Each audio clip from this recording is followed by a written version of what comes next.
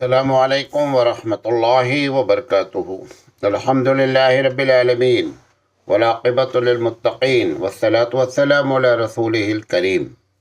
محترم حضرات، فکری اور تہذیبی ارتداد کے اسباب اور ان کا حل، اس عنوان پر ہم آپ سے لگاتار بات کر رہے ہیں اور آج اس کا سیریل نمبر 29 ہے۔ ہم نے اس کے اسباب میں 6 چیزیں بیان کی تھی۔ وہ چھٹی چیز یہ تھی کہ عوام کا علماء سے دور ہونا۔ یہ بھی ایک بڑا سبب بنا کہ لوگ فکری ارتداد میں مبتلا ہوئے، کیونکہ علماء کا جب عوام سے تعلق نہیں رہا تو ان کی الجھنوں کو اور ان کے کنفیوژن کو دور کرنے کے لیے جن سے رابطہ کرنا چاہیے تھا ان سے رابطہ اس طریقے سے نہیں ہو پا رہا ہے جس طریقے سے ہونا چاہیے۔ تو سوال یہ ہے کہ علماء سے عوام کی دوری کیوں ہوئی؟ اس پر میں نے اس کے پہلے پارٹ نمبر 26 میں، 27 میں اور 28 میں اس باتوں کا ذکر کیا۔ آج بھی اسی کی چند باتیں آپ کے سامنے رکھنا چاہتا ہوں۔ سب سے پہلی بات جان لیجئے کہ کچھ لوگ ایسے ہیں کہ جو ان علماء کو اور ان مدارس کو یہ سمجھتے ہیں کہ یہ کوئی بہت بڑا دین کا کام نہیں ہو رہا ہے۔ نہ وہ تقریروں کو سمجھتے ہیں کہ یہ کوئی دین کا ذریعہ ہے، تبلیغ کا ذریعہ ہے، نہ مدارس کو سمجھتے ہیں کہ دین کی خدمات ہو رہی ہیں۔ یہ جب بار بار پروپیگنڈے کیے جاتے ہیں اور عوام میں چونکہ ان کا ربط بہت گہرا ہوتا ہے، عوام سے وہ جڑے رہتے ہیں، لہذا عوام ان کی اس بات کو سمجھ لیتی ہے، گرچہ وہ غلط فہمی پیدا کی جاتی ہے، حالانکہ ایسا کرنا نہیں چاہیے تھا۔ یہ غلط فہمی پیدا کرنے کی وجہ سے عوام کا علماء سے جو ربط ہے، جو تعلق ہے، وہ قریب ہونے کے بجائے دور ہو جاتا ہے۔ اور اس کا مسئلے کا حل کیا تھا کہ اس بات کو سمجھنے کی کوشش کرنی چاہیے کہ یہ جو جملہ بولا جا رہا ہے کہ مدارس کوئی دین کا کام نہیں ہے، یا مدارس کے لوگ چونکہ تنخواہیں لیتے ہیں لہذا یہ کوئی دین کی خدمت نہیں ہے، یہ باتیں کہہ کر کے یہ بات کہنے کی صلاحیت بھی مدرسے والوں نے ہی ان کے اندر پیدا کی ہے۔ اس بات کو خیال میں رکھنا چاہیے، اور یہ اپنے طور پر اس قسم کے فتاوے دے دینا کہ یہ دین کا کام نہیں ہو رہا ہے۔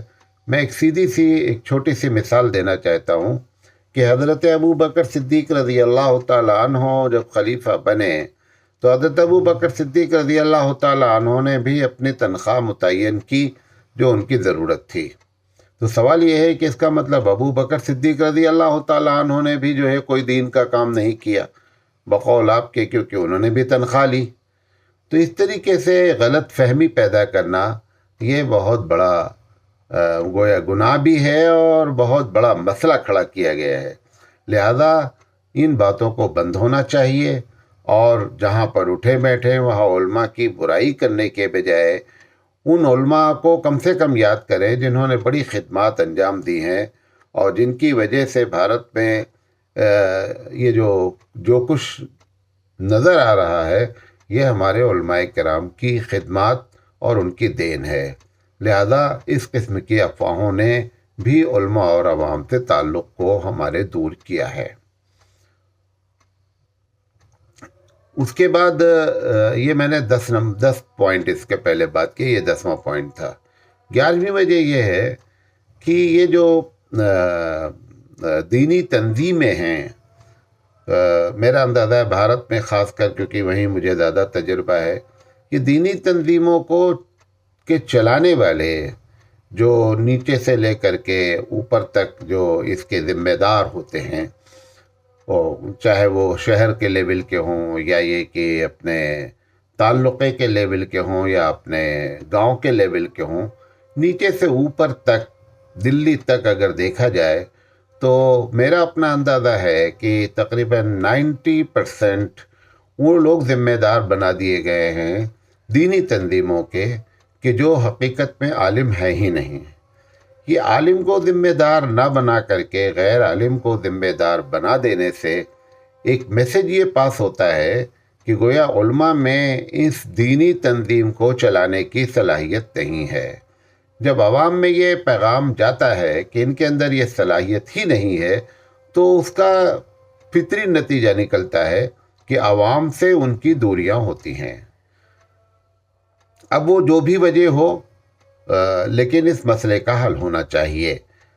زیادہ سے زیادہ وجہ یہ بیان کی جا سکتی ہے کہ علماء کے اندر تنظیمی صلاحیت نہیں ہوتی ہے، بھلے وہ بہت قابل ہوتے ہیں اور وہ کتابی لوگ ہوتے ہیں، دین کو جانتے ہیں، تو دینی تنظیموں کو چاہیے کہ اپنی تنظیم کے دو ذمہ دار ہونا چاہیے۔ ایک تو اکیڈمک لحاظ سے ذمہ دار ہونا چاہیے، یعنی تعلیمی لحاظ سے ذمہ دار ہونا چاہیے، اور ایک ذمہ دار تنظیمی لحاظ سے ہونا چاہیے۔ لیکن ہو کیا رہا ہے کہ ایک ہی آدمی تنظیم کو بھی دیکھ رہا ہے اور ایک ہی آدمی تعلیم کو بھی دیکھ رہا ہے۔ اب جب تعلیم کو ایک ایسا شخص دیکھ رہا ہے جو عالم نہیں ہے، تو یقینی بات ہے کہ عوام کے مزاج میں دوری کا پیدا ہونا لازمی ہے۔ دوسری چیز یہ ہے کہ یہ عجیب و غریب بات ہے کہ دین کا جو علم رکھے وہ امیر نہ ہو، دین کا جو عالم نہ ہو وہ امیر بنا دیا جائے، تو یہ ویسے بھی اس کے بہت سے دور رس اور برے نتائج برآمد ہوتے رہتے ہیں، اور وہ دیکھنے میں تقریروں میں اور جب تفسیر قرآن ہوتی ہے اس میں وہ چیزیں بری طریقے سے جھلکتی ہیں کہ یہ اگر عالم ہوتے تو ایسی بات نہ کہتے، یہ اگر عالم ہوتے تو ایسا کام نہ کرتے۔ لیکن چونکہ وہ وہی ذمہ دار ہیں، وہی امیر ہیں، اس کا نتیجہ یہ نکلتا ہے کہ عوام کے اندر ایک غلط فہمی پیدا ہوئی ہے جو دوری کا سبب بنی ہے۔ دوسری بات یہ بھی کہنا چاہتا ہوں کہ اس مسئلے کو اس طریقے سے، جیسے میں نے کہا نا کہ ایک اکیڈمک ذمہ دار ہو، ایک تنظیمی ذمہ دار ہو، یہ اس سے مسئلے کو سنبھالا جا سکتا ہے۔ اور دوسری بات ایک چیز اور بھی ہو رہی ہے، وہ افسوسناک بھی ہے۔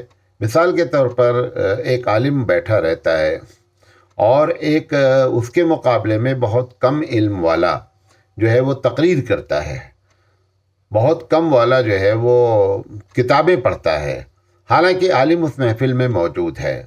اور جب ان سے یہ باتیں کہی جاتی ہیں کہ یہ تقریریں غیر عالم سے کرائی جا رہی ہیں جبکہ عالم موجود ہے، تو وہ جو جواب دیتے ہیں اس جواب کی کوئی شرعی حیثیت نہیں ہوتی ہے۔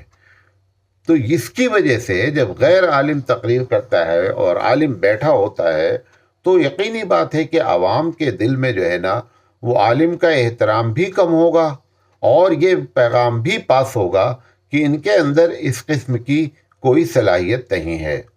آپ مثال کے طور پر دیکھیں کہ ہمارے ساتھ خود ہوتا رہتا ہے، ہمارے مدرسے میں ہوتا رہتا ہے، جہاں میں جاتا ہوں وہاں ہوتا رہتا ہے کہ ایک ایسا آدمی تقریر کرتا رہتا ہے کھڑا ہو کر کے کہ جو بیچارہ صحیح تلفظ بھی نہیں بول پاتا ہے، الفاظ کا پروناؤنسیشن بھی صحیح نہیں کر پاتا ہے، لیکن بس وہ بھائی چونکہ بڑا ہے، وہ علاقے کا وہ ذمہ دار ہے، لہذا وہ تقریر کر رہا ہے۔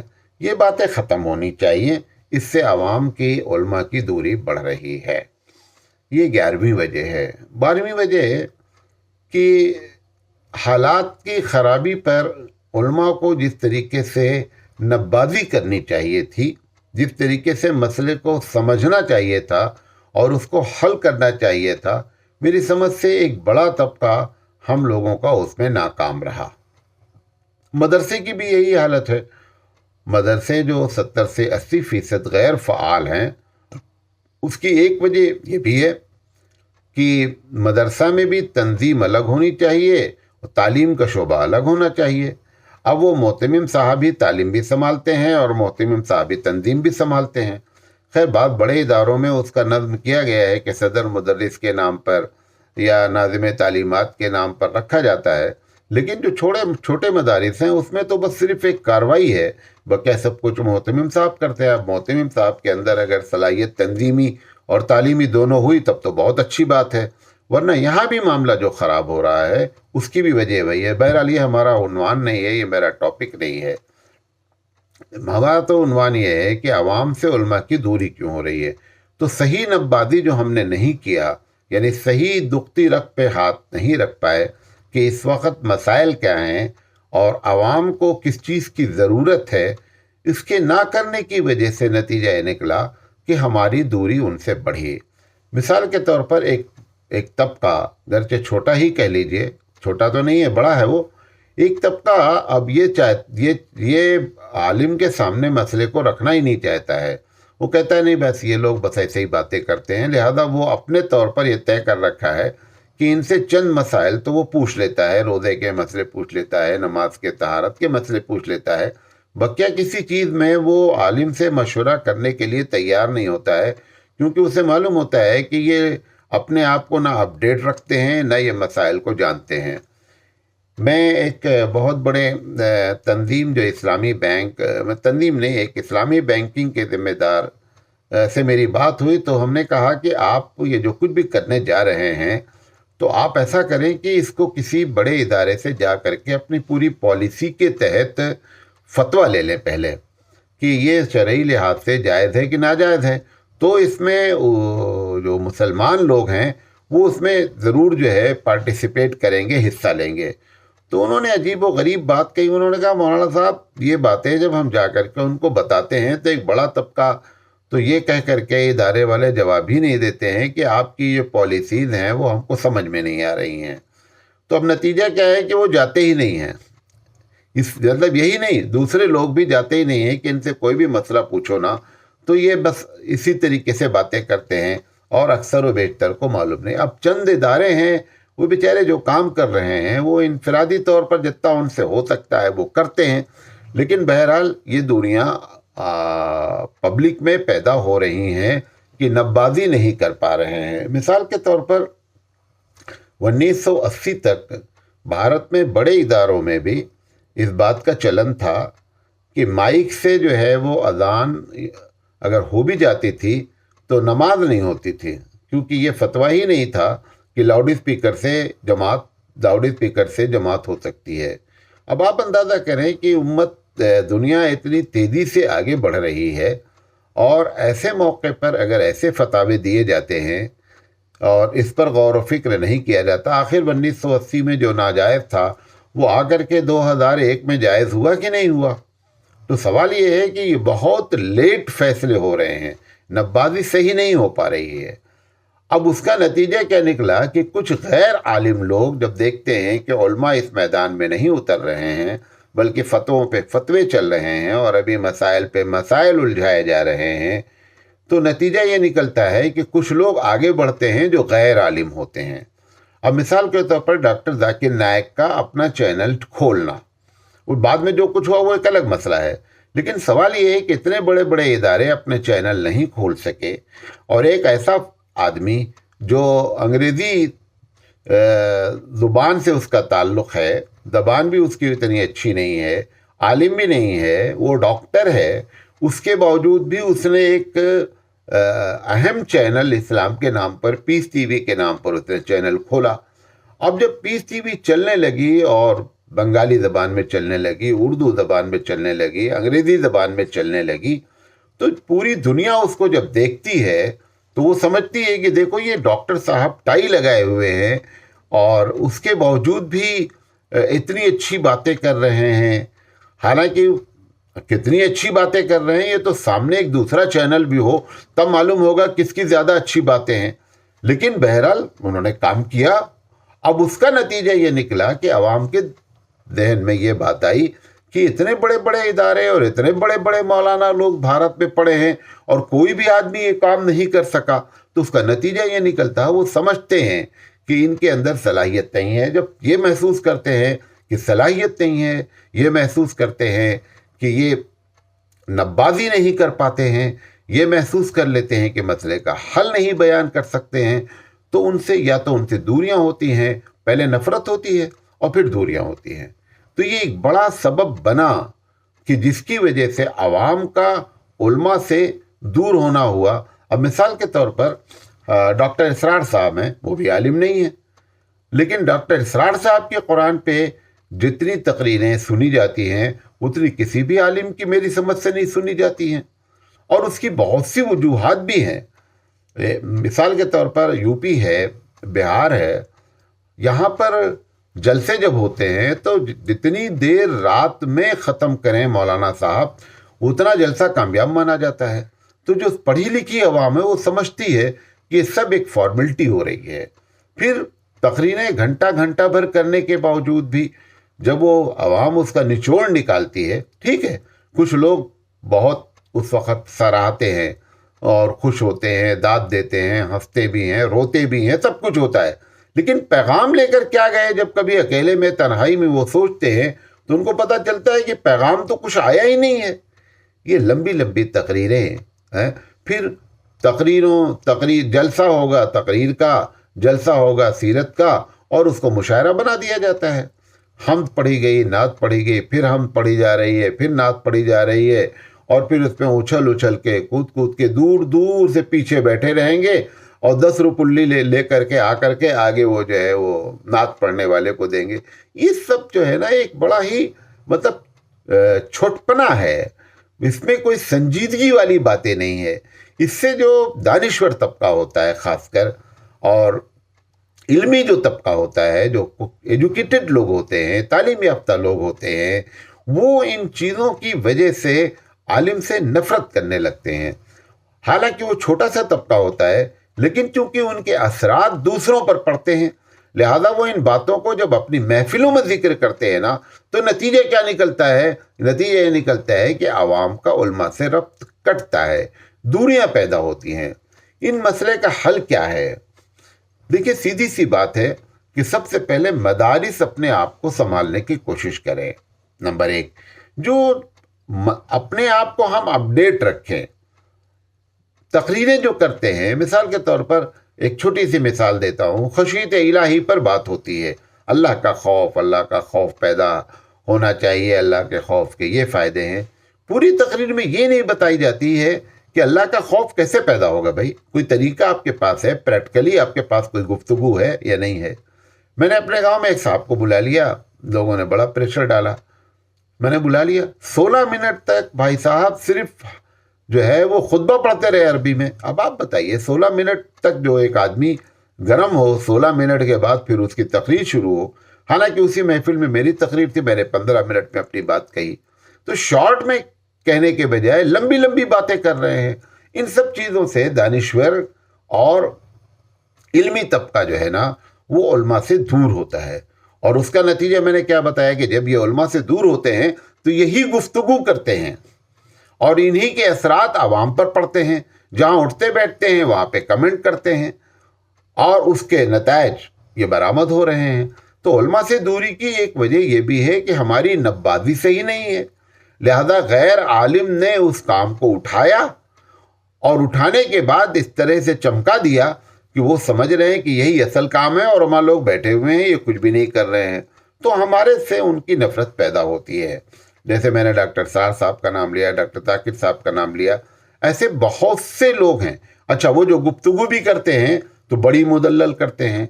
हम गुफ्तगू में क्या करते हैं? मिशकात शरीफ का हवाला देते हैं। भाई, मिशकात शरीफ कोई हदीस की किताब ऐसी तो है नहीं जो हवाले की हो। मिशकात शरीफ ने वो हदीस कहाँ से नकल की है उसका हवाला दें आप। जब कोई मसला आता है तो हम हदीस का हवाला देने के बजाय हम कहते हैं दुर्र मुख्तार में लिखा हुआ है, ये शामी में लिखा हुआ है। अरे भाई, शामी खुद मोहताज है इस बात की कि उसको उसका रेफरेंस हो। दुर्र मुख्तार खुद मोहताज है कि बताया जाए कि मसला कहाँ से आया है। अब आवाम जो है ना, फिर वो दूसरे लोग बैठे हुए हैं जो इन चीज़ों को हमारी उठा करके लोगों में डालते हैं कि देखिए साहब, ये हवाला इनके इस किस्म का हवाला है।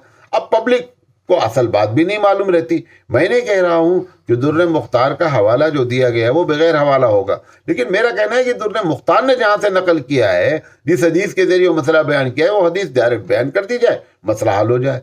तो इसकी वजह से भी ना हम अपडेट होते हैं, ना हवाले से हम बातें करते हैं, और ना हम मुख्तसर गुफ्तगू करते हैं। अपने जलसे को हमने बस लंबा खींचना है, बात पर बात निकालनी है, घंटा घंटा डेढ़ घंटा बात करानी है। उसके सबके नतायज बुरे बरामद हुए, जिसकी वजह से अवाम की उलमा से नफरत हुई, اور نفرت کا سبب دوری پیدا ہوئی. یہ باتیں آپ کے سامنے رکھنا چاہتے تھے. امید ہے کہ میں اپنی بات سمجھا لے گیا ہوں گا. جزاک اللہ خیر. وآخر دعوانا ان الحمد للہ رب العالمین.